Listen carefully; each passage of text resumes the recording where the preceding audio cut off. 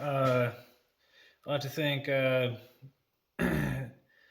my Timber Sports Journey here. He sent this little baby racer to me.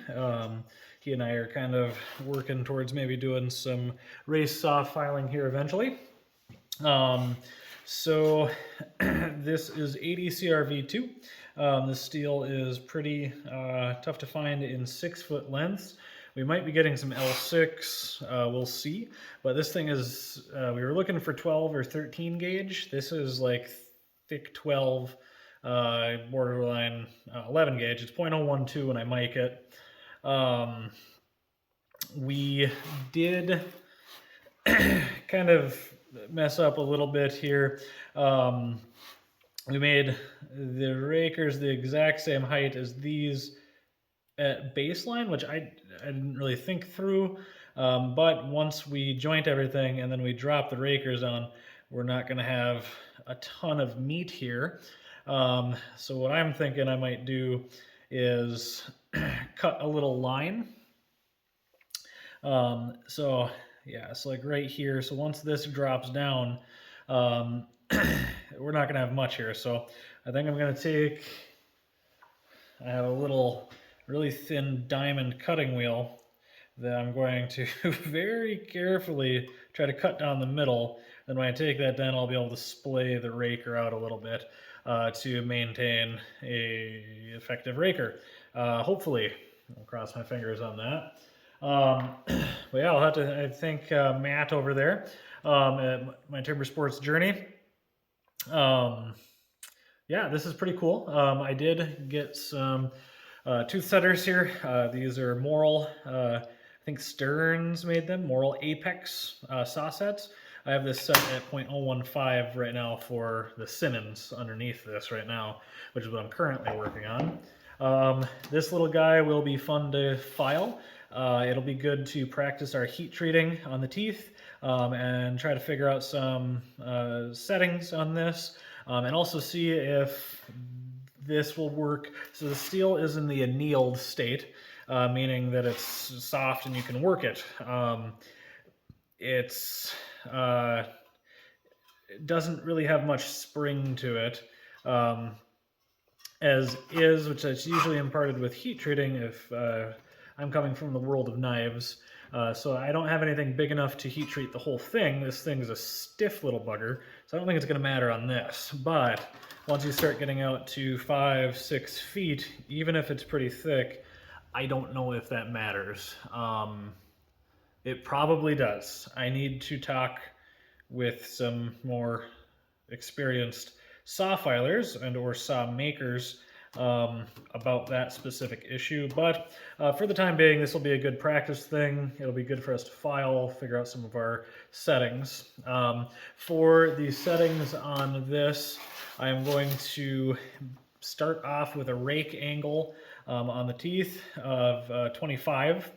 And then I'm going to put a fleam angle on the cutters of 55 degrees or a 25-degree measured angle on a single bevel. The tooth set, I'm going to start with 0.015, and then my raker depth, I'm going to start at 0.012.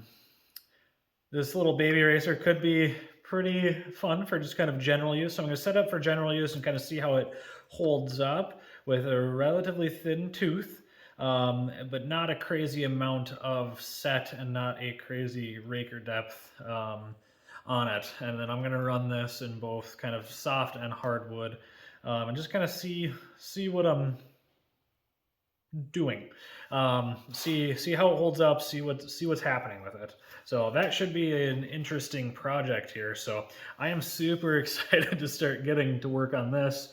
This is just a big flat billet currently, but it is pretty interesting overall. So I'm gonna move this guy out of the way here.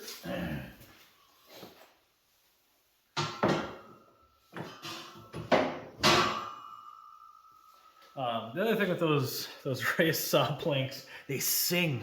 Like you tap them and just, it's awesome, like a tuning fork. So this is a Simonds 13.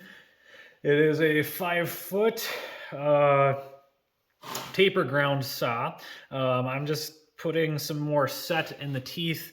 I had originally done this by hand filing, and I didn't put much set in it at all. I just kind of left it as was because it's taper ground. You don't need as much set in taper ground saws, so it was like 0.005 on each side. So I just decided to go and try it, and it just pulled sawdust, so no noodles. The other thing is some of these old saws are really, really hard. I had to go through and temper the rakers. I had to soften the rakers so that I could swage them a little bit. I know I didn't have to swage them, but I do like swaging, and it's good practice for me to do. And I just get a little bit of this, but I did end up breaking two of the rakers on this, and then I broke one of the tooth tips off when I was swaging because I had to hit so friggin' hard.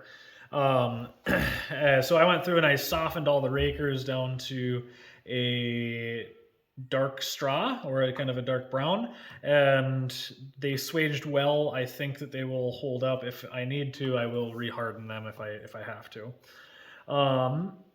But right now I've got a tooth set of 0.015.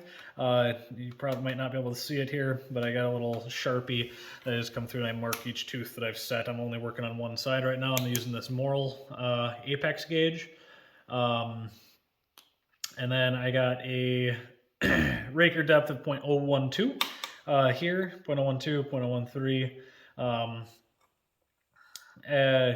And then a rake angle of 30 degrees, and then a fleam angle of 50 degrees. So a measured angle of 30, I believe. Because, yeah, 90 minus 50 is 60, 70, 80, 90. What is my angle? It'll be 40.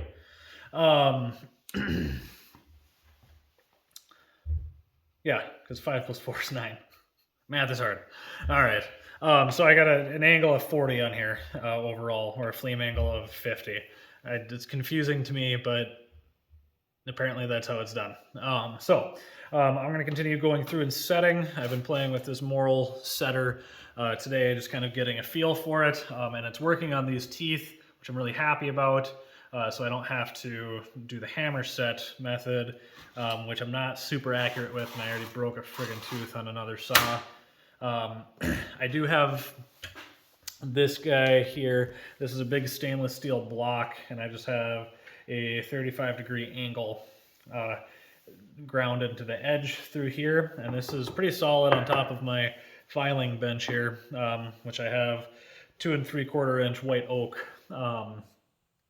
here. So if I need to, I can bring this out here, and I've just been using this as a, if I overset, I can take some set out of it back down to 0.015. So here, the way I've been setting this here, I've just been going to the end, and then you get that set, take it off a little bit so you don't mess up your tip of your tooth, which this is already sharpened. I would usually go through and set this before, but I was playing with something, so I sharpened it without much set into it, and then I tried it, and that's not working, so now I need to put more set into it and try it again here.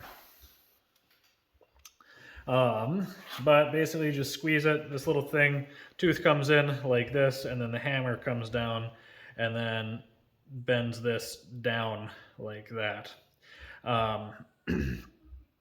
And if any of you can't do that, you don't have a swan neck deformity in your finger. So that's what that is. Swan neck. All right. All right, so did that tooth here.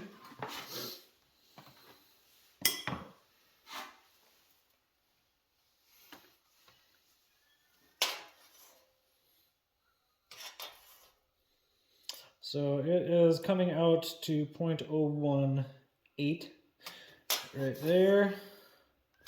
So I gotta take a little bit of set out of this.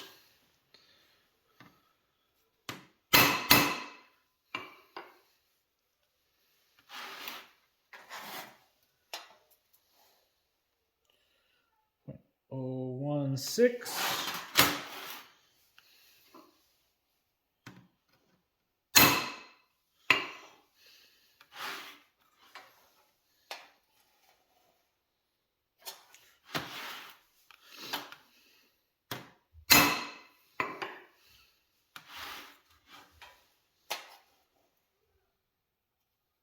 .015. All right. These little dial gauges are awesome. I do have a couple spider gauges, but I do like the dials. It works better for these tip set teeth versus rested teeth. So I do have a couple spiders for rested teeth through here, the hole where the whole tooth is bent. So I'll go through here eventually and maybe do a tutorial for maybe new saw filers. Given I'm new myself, so I don't know how helpful that would be exactly. So this is coming out to .007, .008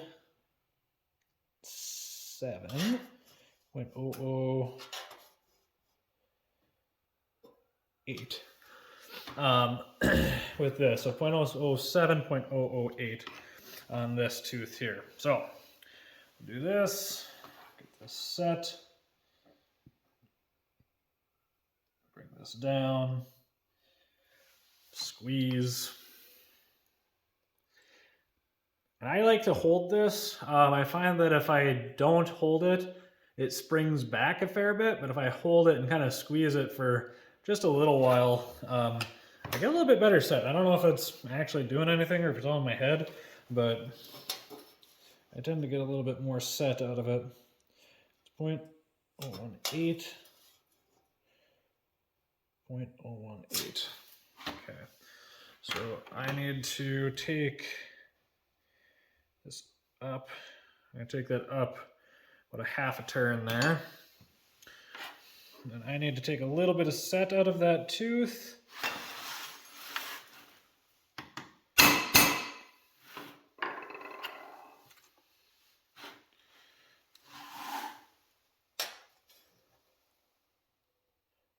.015. All right.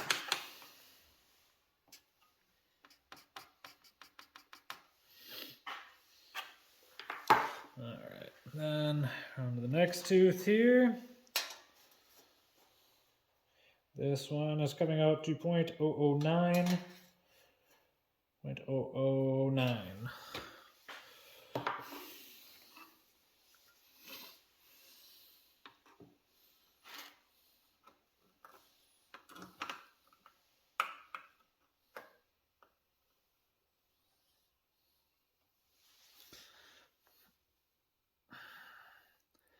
Squeeze it for just a little bit. And then we're good.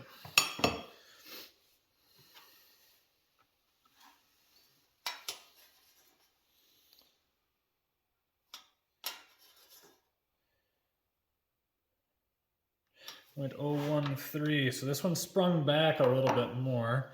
So I'm going to take the turn out about a quarter of a turn.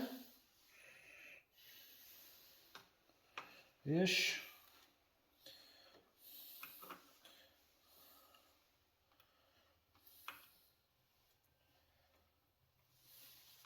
And squeeze.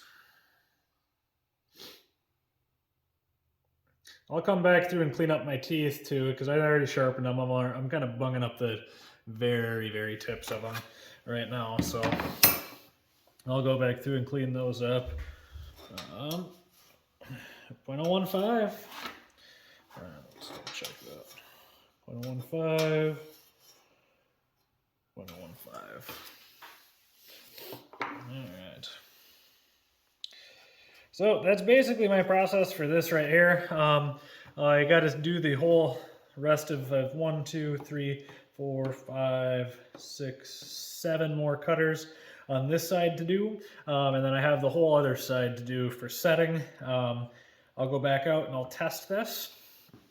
And if it's still not cutting right, I'll have to go back through and recheck my rakers. I've got a couple, like 2 broken rakers that shouldn't affect the overall performance of the saw too much. But I might have to go back through and recheck my raker depth, and maybe deepen the rakers a little bit, or I might have to joint it just a little bit, and then refile the teeth a little bit up so I can make my rakers effectively longer. I doubt that I'll have to do that. Those be a lot of work, and I would waste a lot of metal on the teeth. So my guess, though, is just because my set was so little and so variable between the teeth before this, which that was just me kind of playing around with like minimal to no set on a taper ground saw, which it does cut. It just cuts really, really slow and doesn't pull any noodles. So I'm going to get this done here, and then hopefully I'll have a video of this thing cutting here pretty soon, and this will be a fun little trail saw. But yeah, so looking forward to getting the mini racer going, or that going with Matt over at My Timber Sports Journey. You guys should check out his channel if you're watching. Me, you've probably seen him. He also does better videos than I do. But I'll be doing more of the saw filing here. I've got 1, 2, 3, 4, 5, 6, 7, 8, 9, about 10 different saws that I need to restore and get going on this so I can practice my filing on a couple perforated lance tooths, a couple lance tooths, a lot of tuttle tooth, and champion teeth saws. So that should be fun, and I'll bring you guys along on my saw filing learning journey here. So.